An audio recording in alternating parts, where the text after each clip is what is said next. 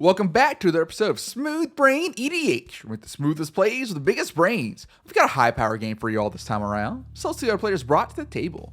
First up is Sam on Voja, Jaws of the Conclave. This Naya deck is an elf ball deck, flooding the board with elves, using Voja to throw a ton of counters on them to swing in for lethal. Next up is Tanner on Vivi or Natir. This deck is a spellslinger deck, hoping to cast a bunch of spells in one turn to burn opponents out with Vivi's damage trigger. Third is Jason on Plagon, Lord of the Beach. This Azorius deck is a Walls and Blink deck, exiling and bringing back Plagon to draw a ton of cards and take over the game with card advantage. Last is Ethan on Zada, Hedron Grinder. This mono-red deck plans to go wide with creatures and tokens, then use Zada to copy targeted spells a ton of times to draw cards and generate mana to win the game. We're about to hop right into the game. If you enjoyed the video, please go ahead and give it a like and subscribe to the channel. If you'd like to further support the channel, please consider becoming a YouTube member. We have links to our social media pages, our free public Discord server, and the deck list in the description.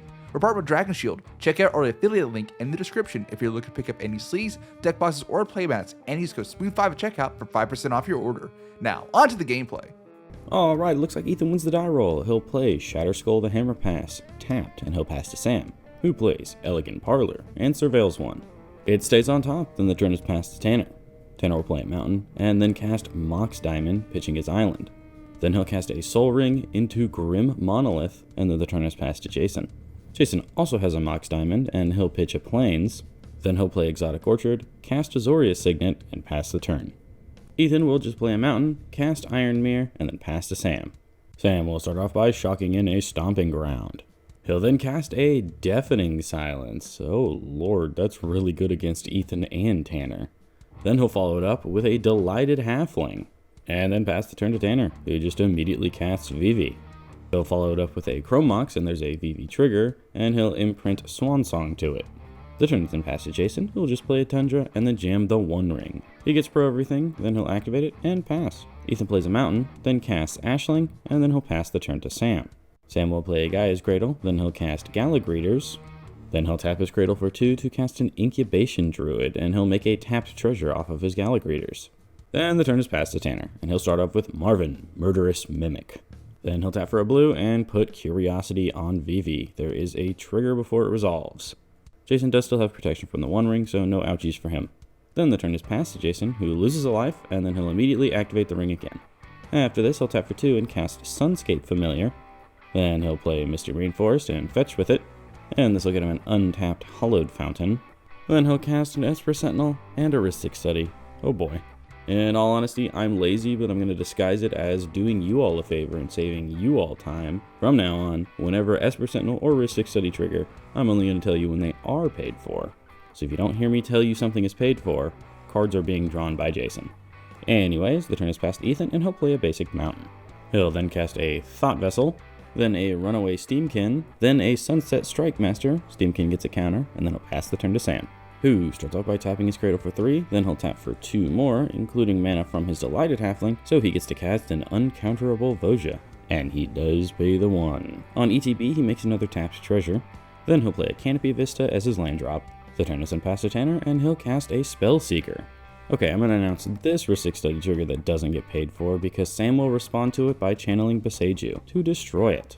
So it's gone, and Jason gets a Meticulous Archive, and he'll surveil. This puts Reliquary Tower into the graveyard, and then Tanner does not pay for Rhystic Study, so Jason draws. And I apologize, that Spellseeker is going to stay right where that card art is the entire game. It is there, though.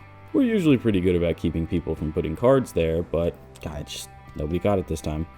Anyways, Tanner decides to not tutor off of Spellseeker, and I now know why. He'll use Marvin's Vivi mana, and then he'll tap for a mountain to cast a Wheel of Fortune. Cast triggers go on the stack, and when Vivi deals a damage to each of his opponents, Curiosity triggers 3 times, and Tanner draws 3 cards. Then Wheel of Fortune will resolve, so everybody discards their hand and draws 7. I'm like 90% sure what ends up in the graveyard does not matter, so I'm just going to skip what they discard. They draw 7, and if something does come up, I'll let you know that it was discarded to the Wheel of Fortune.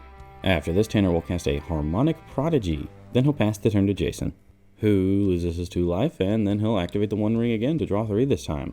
After this, he plays Flood Farm Verge, and he'll follow that up with Voice of Victory.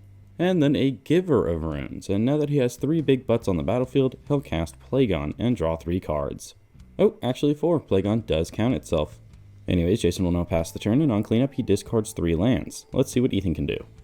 He'll play a mountain, then cast Swiftfoot Boots.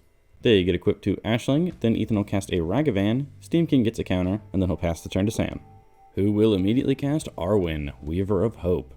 Then he'll tap his Cradle for 5 and cast Terra Symbiosis using 3 of its mana. Jason has a response. He says, "No, I'm the only one that can draw cards. Fierce Guardianship." So it's countered.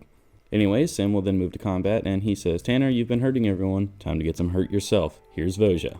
There is an attack trigger. Everything Sam controls gets 3 1/1 counters. Delighted Halfling is a Halfling, not an Elf. And he'll draw a card.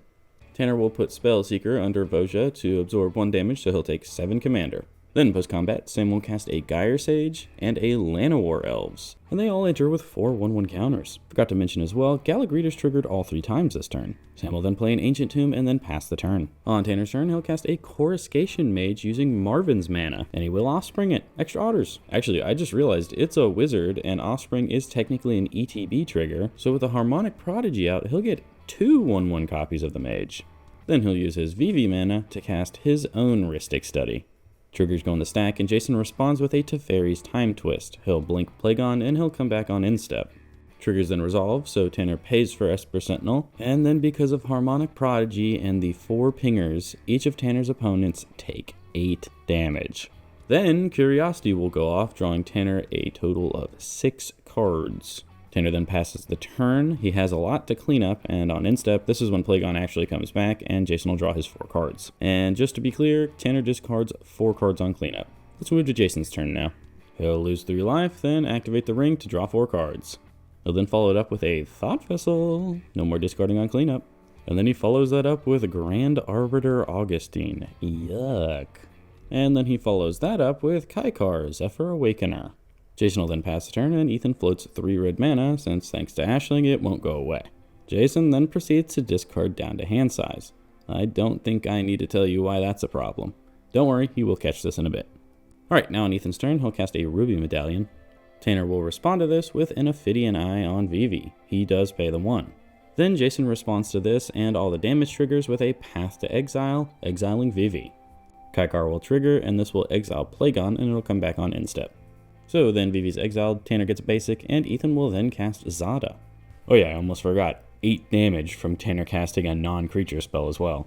Steamkin gets a counter, then Ethan removes 3 counters to float 3 red mana, and then he'll cast a Siege Gang Lieutenant. Steamkin gets another counter, and then the turn is passed to Sam. Plagon will come back, and Jason draws more cards. Alright, now on Sam's turn, he'll cast the One Ring, and he uses Delighted Halfling's mana, so it is uncounterable. And he does pay the 1. When he ETBs, he gets pro everything. And Sam will pay the 1. And he did use Ancient Tomb, so he takes 2. He'll then use it to draw a card. Then he'll move to combat, and Voja goes back over at Tanner. Attack trigger puts 5 counters on everything now, and Sam will draw another card. Tanner will put Marvin under the bus to absorb 2 damage, but Jason says, "No, you're taking it all. I will channel Igonjo and kill Marvin before damage goes through." So Tanner takes the full 13 and goes to 20 commander damage. Then Sam will pass the turn to Tanner, and Tanner decides, yeah, it's now or never. Time to try to kill people. He'll play a Volcanic Island and then cast O'Hare Ashenil. It resolves, and he follows this up with a Lotus Petal. Triggers go on the stack. 6 of them for 4 damage each. And Sam asks the very important question, does protection save me here? The answer is yes. And Tanner says, uh-oh. Because if he had an instant in hand, he could probably try to kill Sam on his next turn. But there's the problem. He doesn't have any instants. So he'll cast a Stormkiln Artist, and then just pass the turn to Sam. And Sam will just turn everything sideways and show an Acroma as well and say, is that good? And Tanner says, yeah. So that makes Sam and Voja the winners. Congratulations. Welcome and welcome all to the end of the video. Thank you all for watching. First things first, I feel so bad for Ethan and Tanner. A deafening silence just, oh man, that just is terrible for their game plan. Tanner at least got to do some things there at the end. Jason controlled the game very well, but man, Voja got out of control fast. But what's more important is, what did you guys think? Did you enjoy this game? Did you enjoy watching us play with power? Let us know down in the comments below. But that's enough out of me today. I hope you all have a smooth day.